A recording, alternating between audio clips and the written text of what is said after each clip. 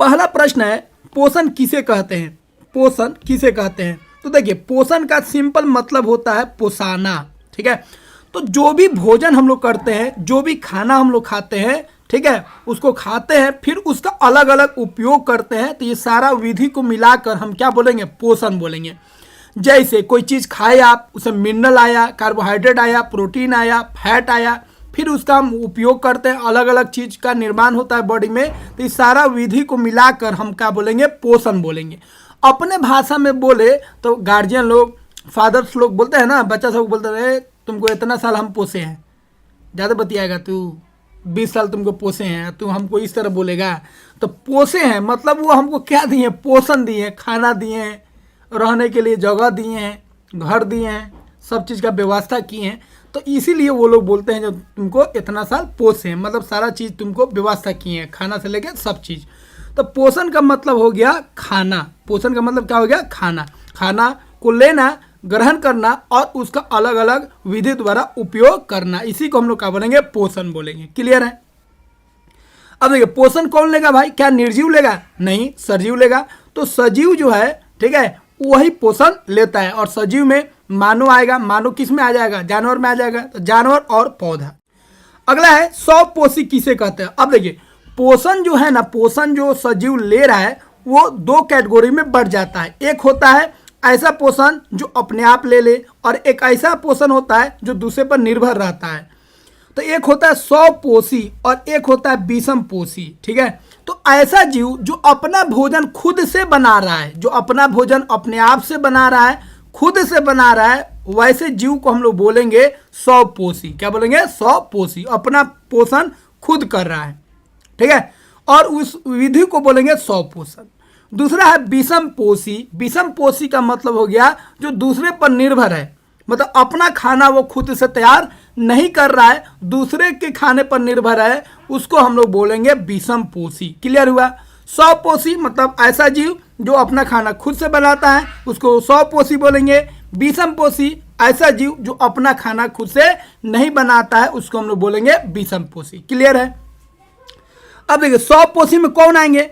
तो जितना भी प्लांट होता है, ठीक है, पेड़ पौधा होता है, सब स्वपोषी होता है, कुछ अपवाद को छोड़कर। कुछ ऐसे भी पौधे होते हैं जो स्वपोषी नहीं होते हैं, आगे जाके हम लोग जानेंगे। और विषमपोषी में कौन आएगा? जानवर आएगा, और कुछ अपवाद में पौधा आएगा। जानवर में हम लोग भी आएंगे। तो मानव और जानवर जो है वो क्या होता है? विषमपोषी होता है, अपना खाना नहीं बनाता है, अपना खाने के लिए वो जानवरों पर और पौधों पर निर्भर होता है। अब अगला बिंदु का हम लोग बात करेंगे, पादप का कौन सा भाग खाद्य फैक्ट्री कहलाता है? तो देखिए, भोजन जो बनाता है वो पादप का कौन सा भाग होता है? पत्ता होता है। ठीक है, पत्ता ही भोजन बनाता है। कैसे बनाता है आगे हम लोग जानेंगे। तो पत्ता जो होता है भोजन बनाता है, और पत्ता जो होता है भोजन बनाता है किसके रूप में? कार्बोहाइड्रेट के रूप में। जो भोजन बनाता है, तो पत्ता जो बनाता है भोजन वो किसके रूप में बनता है? कार्बोहाइड्रेट के रूप में बनता है। लेकिन पत्ता जो है यह कार्बोहाइड्रेट को इस रूप में नहीं रखता है, या इसको बदल देता है स्टार्च में, और स्टार्च के रूप में भोजन जो रहता है जमा रहता है किसमें? पत्ता में। और फिर पत्ता वहां से, ठीक है, तना के जरिए अलग अलग भागों में इस खाना को क्या करता है? पहुंचाता है। ठीक है, तो ध्यान रखिएगा, खाना कहाँ बनता है? तो खाना बनता है पत्ता में। किस रूप में खाना बनता है? तो कार्बोहाइड्रेट के रूप में। और किस रूप में जमा होता है? तो स्टार्च के रूप में। ये जमा होता है और ये बनता है। याद रखिएगा, आगे रिएक्शन से आपको समझाएंगे। ठीक है, इसलिए दोस्तों खाद्य फैक्ट्री हम लोग किसको बोलेंगे? तो पत्ता को हम लोग क्या बोलेंगे? खाद्य फैक्ट्री बोलेंगे। पादपों में खाद्य पदार्थ का संश्लेषण कहाँ होता है? खाना कहाँ बनता है? तो पत्तियों में बनता है। ठीक है, अब देखिए, पत्ता तो खाना बनाता है, लेकिन पत्ता खाना बनाता है तो उसमें हेल्पर का भी जरूरत होता है। जैसे आप खाना बनाइएगा तो आप में भी हेल्पर का जरूरत पड़ेगा। ठीक है, अकेले खाना बनाना उतना आसान नहीं होता है। उसी तरह पत्ता जब खाना बनाएगा तो उसको भी हेल्प का जरूरत पड़ता है।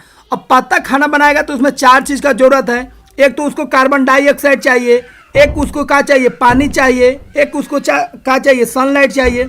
बात समझ रहे हैं? और एक उसको चाहिए, क्या चाहिए? मिनरल चाहिए।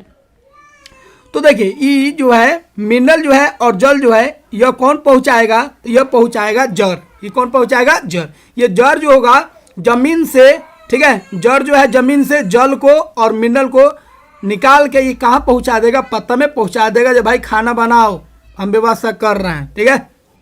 तो पादप का कौन सा भाग मृदा से जल और खनिज को अवशोषित करता है? तो कौन करता है? जड़। अब जड़ तो निकाल लिया, अब पहुंचाने वाला तो होना चाहिए, तो पहुंचाएगा कौन? स्टेम पहुंचाएगा, जिसको हम लोग क्या बोलते हैं? तना। तो जड़ से जो जल और जो मिनरल प्राप्त हुआ है उसको पत्ता तक पहुंचाने का काम कौन करेगा? तना करेगा, ठीक है। तो वही है, पादप का कौन सा भाग जल एवं खनिज को पत्ता तक पहुंचाता है? तो कौन है? तना है। अब वहां तक पहुंच गया, अब जल पहुंच गया, खनिज पहुंच गया, और पत्ता क्या करेगा? पत्ता में क्लोरोफिल है, उस सनलाइट को लेगा, तो तीसरा चीज मिल गया, और कार्बन डाइऑक्साइड को लेगा, चौथा चीज मिल जाएगा, और इस तरह जो पत्ता है वो खाना बनाना स्टार्ट कर देगा। अगला है दोस्तों, पत्ते की सतह पर उपस्थित सूक्ष्म छिद्र जिसके द्वारा वायु उपस्थित कार्बन डाइऑक्साइड प्रवेश करता है, उसे क्या कहा जाता है? तो देखिए, जल और मिनरल तो चल जाएगा, अब उसको चाहिए, पत्ता को चाहिए CO2 गैस चाहिए, ठीक है। जो गैस लेगा और O2 क्या करेगा? छोड़ेगा। तो उसके लिए पत्ता में छेद भी तो होना चाहिए, तो पत्ता में छोटा छोटा छेद होता है जिसको हम लोग बोलते हैं रंध्र। क्या बोलते हैं? रंध्र। इसके द्वारा वो कार्बन डाइऑक्साइड गैस को लेगा और ऑक्सीजन गैस को क्या करेगा? छोड़ेगा, ठीक है। तो पत्ता, ध्यान रखिएगा, पत्ता जो खाना बनाने में वो कार्बन डाइऑक्साइड लेता है, लेकिन सांस लेने में पत्ता, हम लोग जिस तरह सांस लेते हैं उस तरह पत्ता सांस लेता है, और वो सांस जब लेगा तो O2 को लेगा, याद रखिएगा। तो CO2 को खाना बनाने में लेगा और सांस लेने में क्या लेगा? O2 लेगा, याद रखिएगा, ठीक है। और छोड़ेगा क्या? कार्बन डाइऑक्साइड छोड़ता है सांस लेने में, और CO2 छोड़ता है, और O2 छोड़ता है कब? खाना बनाने में, ठीक है। तो याद रखिएगा, CO2 लेता है और देता भी है, याद रखिएगा। लेता है खाना बनाने में, और CO2 देता है, कब देता है? याद रखेंगे, ठीक है। सांस लेने में। क्या लेने में? सांस लेने में, ठीक है। तो सांस लेने में ये CO2 क्या करता है? छोड़ता है, ठीक है। और उसी तरह O2 लेता भी है और O2 देता भी है, ठीक है। O2 कब देगा? खाना बनाने में। जब सांस लेगा तो क्या करेगा? O2 लेगा, ठीक है। तो ये याद रखिएगा, बहुत लोग कंफ्यूज हो जाता है, उसको लगता है जो CO2 जो प्लांट है वो लेता है, देता भी है, ठीक है, लेकिन मात्रा उसका क्या रहता है? कम रहता है। तो देखिए, अब यह गैस का एक्सचेंज कैसे करेगा? तो छोटा छोटा पत्ता में छेद होता है जिसको रंध्र बोलते हैं। क्या बोलते हैं? रंध्र, ठीक है। और ये रंध्र के बाहर जो होता है गेट होता है, जो इसको कभी बंद रखेगा कभी खोलेगा, जब जरूरत पड़ेगा तो खोलेगा और जरूरत नहीं पड़ेगा तो उसको क्या करेगा? बंद रखेगा, ठीक है। अब इसी जो रंध्र का ये जो दीवार है, ठीक है, जो इसको बंद और खोलता है, उसको बोलते हैं द्वार कोशिकाएं। क्या बोलते हैं? द्वार कोशिकाएं। तो रंध्र समझ गए।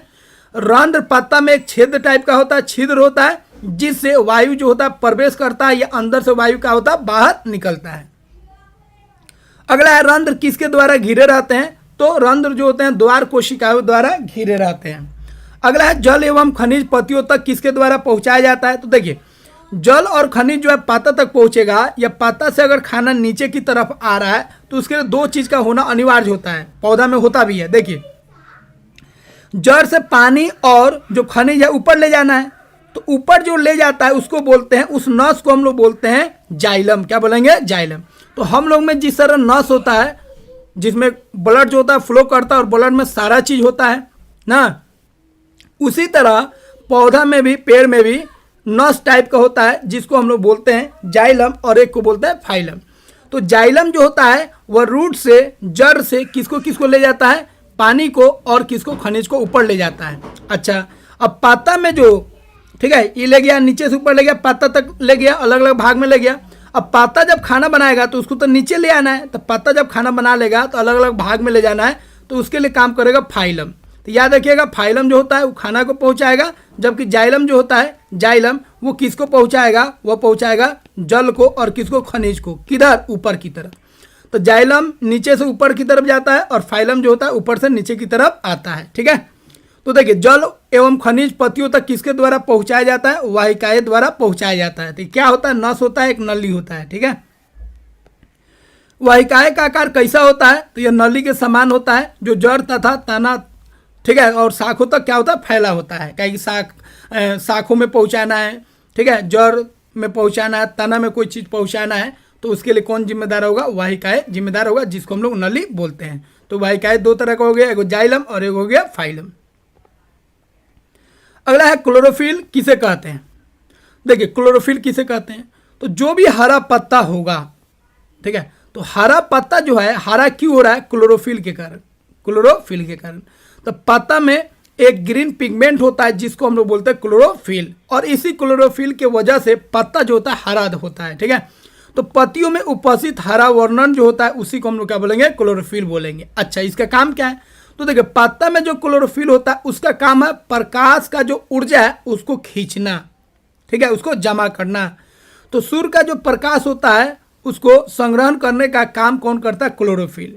इसीलिए जिस पौधा में, जिस पत्ता में क्लोरोफिल नहीं होगा वो सनलाइट को खींच नहीं पाएगा, और इस तरह वो पौधा अपना खाना खुद से नहीं बना पाएगा। आगे हम लोग एग्जाम्पल देखेंगे। क्लियर है। अब देखिए दोस्तों, प्रकाश संश्लेषण क्या होता है, बहुत ही इंपॉर्टेंट है, बचपन से आप पढ़ते आ रहे हैं, थोड़ा सा हम लोग इसको जान लेते हैं फिर से। देखिए प्रकाश संश्लेषण का सिंपल मतलब हो गया, ठीक है, वह विधि जिसके द्वारा पौधे अपना खाना बनाते हैं।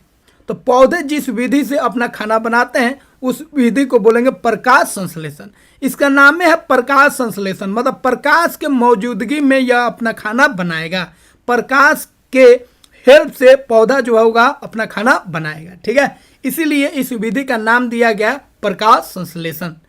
अब देखिए प्रकाश संश्लेषण में होता क्या है, तो देखिए प्रकाश संश्लेषण में पत्ता जो होता है वो खाना बनाता है। पत्ता को 4 चीज मिलना चाहिए, एक मिलना चाहिए जल, और एक मिलना चाहिए खनिज, एक मिलना चाहिए उसको CO2, और एक मिलना चाहिए उसको क्या, सनलाइट। तब जाके पत्ता जो है खाना बनाएगा। अब जल और खनिज जो है जड़ तो निकालेगा जमीन से, और उसको तना के द्वारा क्या करेगा, ऊपर भेज देगा, पत्ता को दे देगा कि भाई खाना बनाओ, बहुत भूख लगा है, ठीक है। अब पत्ता क्या करेगा, रेडी हो जाएगा, उसको जल मिल ही गया, खनिज मिल ही गया। अब वायुमंडल से क्या करेगा, वातावरण से वो CO2 ले लेगा और सनलाइट वो ले लेगा, और इस तरह पत्ता जो है खाना बना लेगा। तो बिना सनलाइट का खाना नहीं बना सकता है कौन, पत्ता। इसीलिए खाना जब बनेगा तो कब बनेगा, दिन में बनेगा, सूरज की रोशनी में बनेगा, ठीक है। अब देखिए बना लिया खाना। अब खाना बनाएगा ना, खाना जब बनेगा एक रिएक्शन आगे हम बताएंगे, रिएक्शन द्वारा बनता है। तो खाना बनेगा किसके रूप में, कार्बोहाइड्रेट के रूप में, जो आपको ऊपर बता दिए हैं, कार्बोहाइड्रेट के रूप में बना लेगा। लेकिन इसको जमा करना पड़ेगा, ठीक है, जो इसको आगे हम खाएंगे, कुछ अभी इस्तेमाल करेगा। तो खाना को किस रूप में रखेगा, तो स्टार्च के रूप में रखेगा, जिसको हम लोग हिंदी में मंड बोलते हैं, ठीक है। और इस प्रक्रिया में वो ऑक्सीजन निकालेगा, ठीक है, क्या निकालेगा, ऑक्सीजन निकालेगा। तो देखिए यहाँ पे फिगर में भी समझ सकते हैं, सौर ऊर्जा जो है लिया, सनलाइट लिया, कार्बन डाइऑक्साइड लिया, और नीचे से जल लिया और खनिज लिया, किससे, जमीन से, सब चीज़ मिल गया, उसको खाना बनाया। और खाना बनाया तो क्या निकाला, ऑक्सीजन निकाला, और क्या बनाया, और बनाया कार्बोहाइड्रेट, ठीक है। चलिए आगे बढ़ते हम लोग। पादप के किस भाग द्वारा सौर ऊर्जा संग्रहित किया जाता है, बता दिए, पत्तियों द्वारा। प्रकाश संश्लेषण में पौधे किस गैस को लेते हैं, कार्बन डाइऑक्साइड को लेते हैं। प्रकाश संश्लेषण में कौन सी गैस निर्मुक्त होती है, कौन सी गैस निकलती है, ऑक्सीजन।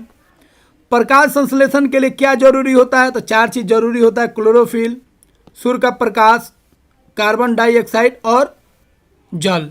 ये 4 चीज का होना जरूरी है, ठीक है। यहाँ पे एक छूट गया क्लोरोफिल, ये तो पत्ता में होता है लेकिन बहुत ही इंपॉर्टेंट होता है, ठीक है। तो एक हो गया क्लोरोफिल, एक हो गया सूर्य का प्रकाश, ठीक है, एक हो गया कार्बन डाइऑक्साइड, और एक हो गया जल और खनिज, ठीक है। तो 4 चीज का होना जरूरी है। अगला है प्रकाश संश्लेषण में क्या क्या उत्पाद बनता है। तो देखिए प्रकाश संश्लेषण में जो उत्पाद बनेगा, क्या बनेगा, कार्बोहाइड्रेट बनेगा, और क्या बनेगा, ऑक्सीजन बनेगा, ठीक है। जैसे यहाँ पे देखिए कार्बन डाइऑक्साइड लिया और जल लिया, और सूरज का रोशनी लिया, सनलाइट लिया, और क्लोरोफिल पत्ता में हाई जो सनलाइट को खींच रहा है, और उससे क्या बना, कार्बोहाइड्रेट बना, और क्या बना, ऑक्सीजन बना। तो यहाँ पे देखिए कार्बन जो है, कार्बन डाइऑक्साइड और जल मिलकर क्या बना रहा है, कार्बोहाइड्रेट, और क्या बना रहा है, ऑक्सीजन। तो जो प्रोडक्ट बना, जो उत्पाद बना, कार्बोहाइड्रेट बना और ऑक्सीजन बना। तो ऑक्सीजन तो चला गया वायुमंडल में, और कार्बोहाइड्रेट जो पत्ता बनाया है उसको जमा कर लेता है किस रूप में, स्टार्च के रूप में। अब देखिए स्टार्च क्या होता है, तो स्टार्च जो होता है कोई नया चीज़ नहीं है, ये कार्बोहाइड्रेट का रूप होता है। ठीक है, कार्बोहाइड्रेट का छोटा रूप होता है कौन? स्टार्च। पादपों के किस भाग में भोजन रहता है? तो पादप के जो पत्ता होता है उसमें भोजन रहता है। पत्ता में भोजन किस रूप में बनता है? बता दिए, कार्बोहाइड्रेट के रूप में बनता है। पत्ता में भोजन किस रूप में जमा रहता है, संग्रहित रहता है? तो स्टार्च के रूप में क्या रहता है? संग्रहित रहता है। पादपों के कौन कौन से भाग में प्रकाश संश्लेषण होता है? तो देखिए, प्रकाश संश्लेषण का मतलब हो गया हरा भाग। हरा मतलब उसमें क्लोरोफिल है। तो पत्ता में या कोई भी भाग में अगर क्लोरोफिल है, हरा है, तो वहाँ पे प्रकाश संश्लेषण होगा। तो बहुत सारे पौधे ऐसे होते हैं जहाँ पे पत्ता क्या होता है? हरा तो होगा ही, तना भी हरा होगा और उसका शाखा भी हरा होगा। तो पत्ता में भी प्रकाश संश्लेषण होगा, तना में भी प्रकाश संश्लेषण होगा और हरी शाखाओं में भी प्रकाश संश्लेषण होगा। याद रखेंगे, बहुत बहुत इंपॉर्टेंट है। अगला है, मरुस्थलीय पादपों में वाष्पोत्सर्जन द्वारा जल, ठीक है, निष्कासन करने का, ठीक है, जो किया जाता है उससे बचने के लिए उनमें क्या होता है? तो देखिए, मरुस्थल जो पौधा होता है, जो डेजर्ट एरिया में होता है, बालू वाला एरिया में होता है, रेगिस्तान में जो होता है, उसमें क्या होता है? उसमें एक पौधा होता है कैक्टस, बहुत फेमस पौधा है। ये खास होता है क्योंकि इसमें पत्ता नहीं होता है। ठीक है, अब देखिए, पत्ता द्वारा जल निकलता है, तो पेड़ पौधे जो होते हैं वाष्पोत्सर्जन करते हैं, जल को बाहर निकालते हैं, वाष्पित करते हैं। किसके द्वारा? पत्ता के द्वारा। लेकिन रेगिस्तान में अगर कोई पौधा है, उसमें अगर पत्ता रहेगा तो पानी निकल जाएगा। तो रेगिस्तान में ऑलरेडी उसको दिक्कत है पानी का, कम पानी में वो काम चला रहा है, और वो पानी अगर निकल जाए तो फिर पौधा जीवित रहेगा? नहीं रहेगा। इसलिए वहाँ पे क्या होता है, पौधा जो होता है अपना पत्ता रखता ही नहीं है, उसका पत्ता जो होता है वो कांटा के रूप में आ जाता है। किसके रूप में बदल जाता है? कांटा के रूप में। ठीक है, अब कांटा जो होता है, कांटा, ठीक है, उसको हम लोग क्या बोलते हैं? उसको हम लोग बोलते हैं शक्ल, या उसी को हम लोग बोलते हैं शूल। तो मरुस्थलीय पादप में, ठीक है, वाष्पोत्सर्जन से बचने के लिए पत्तियां जो होता है किस रूप में बदल जाती हैं? तो शूल या शक्ल के रूप में बदल जाती हैं, जिसको अपने भाषा में हम लोग बोलेंगे कांटा के रूप में बदल जाती है। ठीक है, ये देख रहे हैं, सब क्या हो गया? लाल लाल जितना भी दिख रहा है कांटा है। और है जो पत्ता की तरह देख रहे हैं वो होता है तना। वो क्या होता है? तना। तो यहाँ पे प्रकाश संश्लेषण जो हो रहा है मरुस्थलीय पादपों में, मरुस्थलीय जो पौधे होते हैं वहाँ पर जो क्या हो रहा है, जो प्रकाश संश्लेषण हो रहा है वो कहाँ हो रहा है? तना में हो रहा है। क्लियर है? अगला है, मरुस्थलीय पादपों में प्रकाश संश्लेषण कहाँ होता है? तो तना में होता है। प्रकाश संश्लेषण किन पत्तियों में होता है? तो देखिए, आपको लगता होगा जब प्रकाश संश्लेषण कहाँ होता है? सिर्फ हरा पौधा में होता है, मतलब हरा पत्ता में। लेकिन कुछ ऐसे भी पत्ते हो जहाँ पे प्रकाश संश्लेषण होता है, जैसे भूरा हो, पीला हो, ठीक है, सफ़ेद हो, ठीक है, इस सब में प्रकाश संश्लेषण होता है। तो आप बोलेगा सर आप तो बताए थे जो क्लोरोफिल के बिना तो प्रकाश संश्लेषण होगा नहीं। तो वो सही बात है, बिना क्लोरोफिल के, ठीक है, प्रकाश संश्लेषण नहीं होगा। देखिए, सब में क्लोरोफिल है, लेकिन और जो रंग है, लाल है, भूरा है, बैगनी है, उसका थोड़ा सा अधिक है, जिससे पूरा ढक गया है और हरा वाला पार्ट आपको नहीं दिख रहा है। ठीक है, तो लाल, भूरे और बैगनी पत्तियों में भी क्लोरोफिल होता है, ध्यान रखिएगा, क्योंकि क्लोरोफिल नहीं होगा तो फिर वो खाना बनाएगा नहीं। परंतु ये क्लोरोफिल के हरे रंग को ढक लेते हैं। ये जो रंग दिख रहा है, लाल, भूरा, बैगनी, पीला, ये सब क्या करता है? क्लोरोफिल का जो रंग होता है उसको ढक लेता है, उसके साथ मिक्स होगा तो तीसरा कलर बन जाएगा। ठीक है, और इन पत्तियों में प्रकाश संश्लेषण होता है क्योंकि इसमें क्लोरोफिल पाया जाता है। तो कोई पौधा का अगर पत्ता जो है अगर क्या है, अगर वो हरा नहीं है, इसका मतलब ये नहीं है जो उसमें क्लोरोफिल नहीं, क्लोरोफिल है, लेकिन बाकी रंग जो है उसका वहाँ पे ज़्यादा है, इसलिए वो घुल मिल जा रहा है। ठीक है, और इसीलिए उसका ओरिजिनल कलर नहीं दिख पा रहे हैं, और इसलिए उसमें क्लोरोफिल है। ठीक है, इसीलिए उसमें प्रकाश संश्लेषण होगा। अब आते हैं हम लोग जानने शैवाल क्या होता है। शैवाल जिसको हम लोग एलगी बोलते हैं। ठीक है, गांव में कलोल, पोखरा ओखरा, दीवाल वाल पर देखिएगा हरा हरा कलर का, इस तरह काई टाइप का, हम लोग क्या बोलते हैं? काई। काई जम जाता है, काई। और काई पे जहाँ पे पैर रखिएगा तो ठाई लग जाएगा, काई पर पैर रखे गिरिएगा ठाई लग जाएगा, चोट लग जाएगा। ठीक है, तो काई पे फिसलन होता है। काई पे क्या होता है? फिसलन। अब ये जो काई है ये छोटा छोटा आपको लगता होगा पौधा टाइप का है, हरा हरा, यही होता है एलगी, जिसको हिंदी में हम लोग बोलते हैं शैवाल। समझे? तो यह पादप होता है, पौधा होता है, जो गीली दीवार, तालाब और ठहरे हुए जलाशय में पाए जाते हैं। इनका रंग हरा होता है और इनमें क्लोरोफिल होता है। शैवाल में क्लोरोफिल होता है और क्लोरोफिल होता है तो ये अपना खाना खुद से बना सकते हैं, प्रकाश संश्लेषण अपने आप कर लेते हैं, किसी का मदद नहीं लेते हैं। बहुत ही होशियार पौधा है, ठीक है। बस पैर नहीं रखिएगा, पैर रखिएगा तो दाएं से बाएं मुड़िएगा, गिर जाएगा, चोट लग जाएगा। अब आगे बढ़ते हैं। अगला है पादप किस प्रक्रिया द्वारा कार्बोहाइड्रेट का निर्माण करता है? तो प्रकाश संश्लेषण के द्वारा। कार्बोहाइड्रेट में क्या होता है भाई? तो कार्बोहाइड्रेट में 3 चीज होगा, कार्बन, हाइड्रोजन और ऑक्सीजन। प्रोटीन में क्या होगा? तो एगो चीज बढ़ जाएगा, कार्बन, हाइड्रोजन, ऑक्सीजन, और एक हो जाएगा नाइट्रोजन। अगला है पादप वायु से नाइट्रोजन गैस कैसे प्राप्त करते हैं? अब यहाँ पे देखिए, पादप जो होता है, कोई पेड़ पौधा अगर उसको नाइट्रोजन का आवश्यकता है, और आवश्यकता होता ही है क्योंकि इसी से प्रोटीन बनाता है, तो कोई पादप जो होगा नाइट्रोजन को डायरेक्ट नहीं ले सकता है। वायुमंडल में तो 78% है, लेकिन प्लांट के पास उतना क्षमता नहीं है जो डायरेक्ट उसको खींच ले। जिस तरह पत्ता कार्बन डाइऑक्साइड खींच लेता है, ठीक है, ऑक्सीजन खींच लेता है, उस तरह पादप जो है वह नाइट्रोजन को नहीं खींच सकता है, उसमें क्षमता नहीं होता है नाइट्रोजन को खींचने का। तो नाइट्रोजन लेगा कैसे भाई? तो देखिए नाइट्रोजन कैसे लेगा, तो जितना भी पौधा होता है उसके जड़ में, पौधा के जड़ में होता है बैक्टीरिया। जो जड़ होता है पौधा का, उसमें होता है कुछ जीवाणु, कुछ बैक्टीरिया होता है, और ये बैक्टीरिया जो है ना कुछ काम करता है।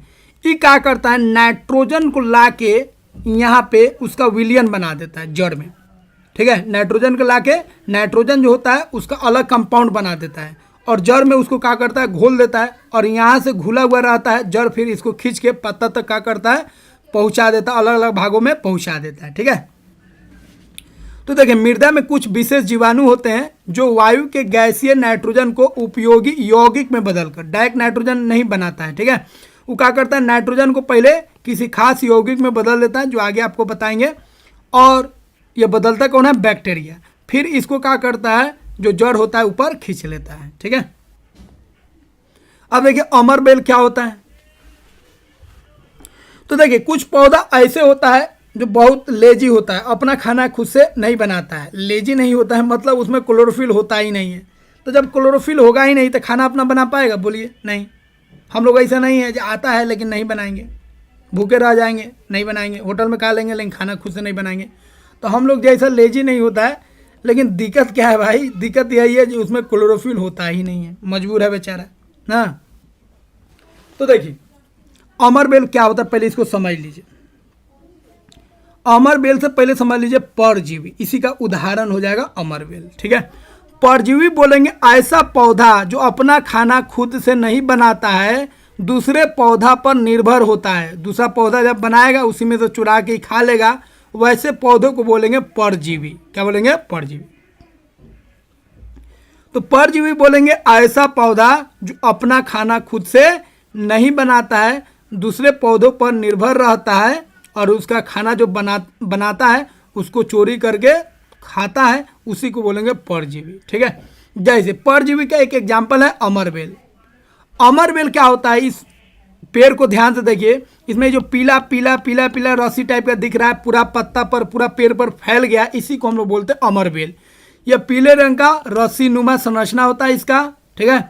और यह वृक्ष और तना पर, शाखों पर क्या होता है? लिपट जाता है, क्योंकि इसमें क्लोरोफिल नहीं होता है और ये अपना भोजन नहीं बना सकता, इसीलिए ये पौधा जो भोजन बनाएगा उसी भोजन को ये चोरी कर करके खाता है। बात समझे?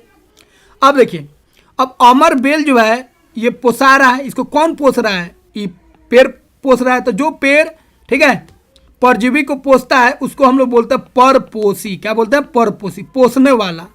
तो जिस पौधा पे परजीवी है उस पौधा को, उस पेड़ को बोलेंगे परजीवी। और जो परजीवी है जैसे अमरबेल है उसको हम लोग बोलेंगे परजीवी। क्या बोलेंगे? परजीवी। तो जो अपना जीवन यापन कर रहा है जैसे अमरबेल, उसको बोलेंगे परजीवी, और जो इसको पोस रहा है जो पेड़, उसको बोलेंगे परपोषी। क्लियर है? अब अगला एक बात कर लेते हैं, कीटभक्षी पौधे कैसे होते हैं। देखिए कीटभक्षी पादप, कुछ ऐसा भी पौधा होता है, ठीक है, जो कीटों का भक्षण करता है, कीटों को खाता है। क्यों भाई? क्या उसको भूख लग गया? नहीं, वो पौधा ऑलरेडी खाना बनाता है, लेकिन उसको नाइट्रोजन का जरूरत पड़ जाता है, और उसके जड़ में कोई बैक्टीरिया होता ही नहीं है जो उसे नाइट्रोजन दे, इसलिए वो क्या करता है, कीटों को खाकर उनसे नाइट्रोजन प्राप्त करता है। बात समझे? तो कीटभक्षी पौधे ऐसे होते हैं जो कीटों का भक्षण करते हैं। क्यों करते हैं? तो खाने के लिए नहीं, उनसे क्या करते हैं, नाइट्रोजन प्राप्त करने के लिए। बात समझे? तो कीटभक्षी जो पौधे होते हैं, याद रखिएगा, ये आंशिक रूप से निर्भर रहते हैं। तो इसको हम लोग बोल सकते हैं आंशिक पोषण। क्या बोल सकते हैं? आंशिक पोषण। ठीक है, मतलब ये खुद से भी खाना बना रहे हैं और दूसरे पर भी निर्भर रह रहा है। तो इनका जो पोषण होता है क्या होता है? आंशिक होता है। मतलब ये आंशिक रूप से स्व पोषण भी कर रहे हैं, ठीक है, और आंशिक रूप से विषम पोषण भी कर रहे हैं। तो ये आंशिक रूप से विषम पोषण भी होते हैं, याद रखिएगा, ठीक है, क्योंकि ये दूसरे पर निर्भर रह रहे हैं। अब इसका एग्जाम्पल है घटपर्णी, जिसको हम लोग इंग्लिश में पिक्चर पादप भी बोलते हैं, पिक्चर पादप, ठीक है, घटपर्णी। इसका आगे हम फिगर बता रहे हैं। अब देखिए कीटभक्षी पादप किस रंग के होते हैं? तो याद रखिएगा, जितना भी कीट खाने वाले पौधे होते हैं उनका रंग हरा भी हो सकता है और दूसरा कलर भी हो सकता है, ध्यान रखिएगा। लेकिन घटपर्णी पौधा जो है यह उदाहरण है किसका? कीटभक्षी का। इसका आकार कैसे होता है, इसका कलर क्या होता है? तो देखिए यह होता है किस कलर का? हरा कलर का होता है। और इसका जो पत्ता होता है ना, पत्ता, ये पत्ता जो होता है वह घड़ा के तरह होता है। उसका संरचना कैसे होता है? घड़ा के तरह, ठीक है। तो घड़ा होता है जिसको घट बोलते हैं। क्या बोलते हैं? घट, ठीक है। अब यह क्या होता है? पत्ती का ही रूपांतरित भाग होता है, ध्यान रखिएगा, पत्ता ही होता है, ये बदल जाता है घड़ा में। और इसका शीर्ष भाग जो होता है वो ढक्कन होता है। क्या होता है? ढक्कन। ये ढक्कन का काम करता है। अब इसमें क्या होता है? नीचे जो होता है रोम होता है। क्या होता है? रोम। ये जाल टाइप का रहता है, ठीक है। और इसके अंदर जो आएगा कोई भी कीड़ा, उसको क्या करेगा? वो उसमें फंस जाएगा, और फंस जाएगा फिर उसमें कुछ क्या होता है? पाचक रस होता है। पाचक रस उसको क्या करेगा? पचाएगा, और इस तरह वो पूरा कीट को अपने अंदर क्या करेगा? अवशोषित कर लेगा, चूस लेगा पूरा, ठीक है। तो रोम में वो सब कीड़ा फंस गया, उसके बाद पाचक रस सही ले है, उससे क्या करेगा? उसको पूरा अवशोषित कर लेगा, चूस लेगा। तो यही हो गया आपका घटपर्णी, ठीक है। अगला है घटपर्णी पौधा किस रंग का होता है? तो बता दिए हैं, हरा रंग का होता है और प्रकाश संश्लेषण करता है। तो प्रकाश संश्लेषण तो कर रहा है, फिर भी यह दूसरे भोजन पर निर्भर है, दूसरे जानवरों पर, जीवों पर निर्भर है, ठीक है। इसीलिए घटपर्णी पौधा को हम लोग बोलेंगे, क्या बोलेंगे? आंशिक विपोषण बोलेंगे, आंशिक विपोषण। घटपर्णी पौधा कीटों का भक्षण क्यों करता है? तो उनसे नाइट्रोजन को प्राप्त करने के लिए, ठीक है। खाना तो बनाइए ले रहा है बेचारा, लेकिन नाइट्रोजन नहीं मिल पा रहा है, इसलिए वो नाइट्रोजन के लिए उन कीटों का भक्षण कर रहा है। अगला है मृत जीवी पौधा किसे कहते हैं? देखिए एक और पौधा होता है मृत जीवी पौधा, मतलब ये मृत चीज़ों पर निर्भर रहता है, ठीक है। यह सारा गला चीज़ों पर निर्भर रहता है, ठीक है। तो ऐसा पौधा जो अपना पोषण किसी मृत या विघटित जैविक पदार्थ पर, ठीक है, निर्भर होता हो, वहाँ से प्राप्त करता है, उसे हम लोग बोलेंगे मृत जीवी।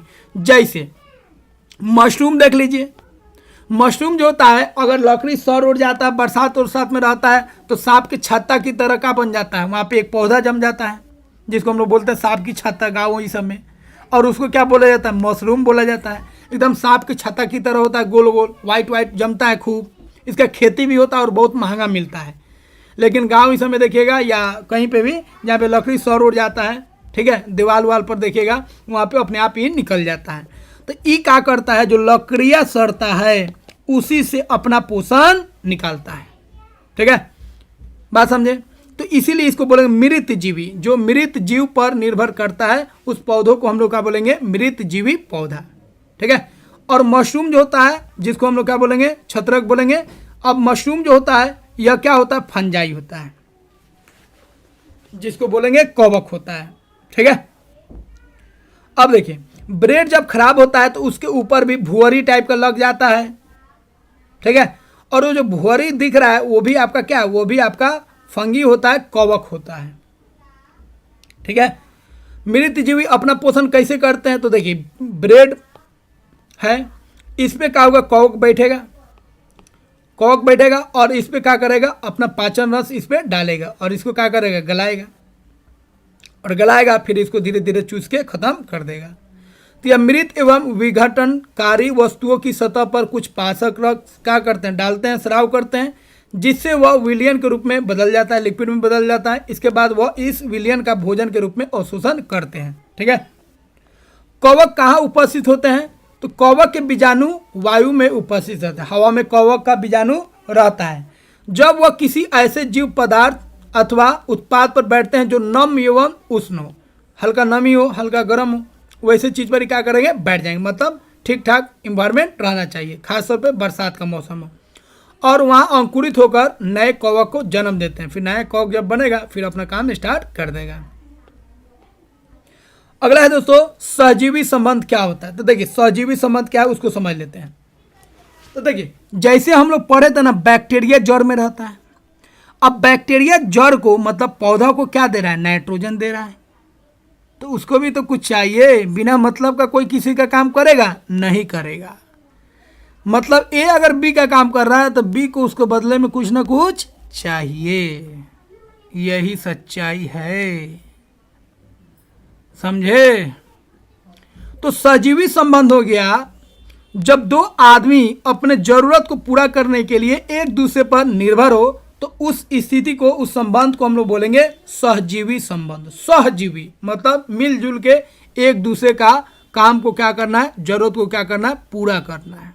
सहजीवी संबंध समझ गए होंगे, लेकिन अब दूसरे तरीके से समझिए। जीव, ठीक है, जैसे बैक्टीरिया था और पौधा था।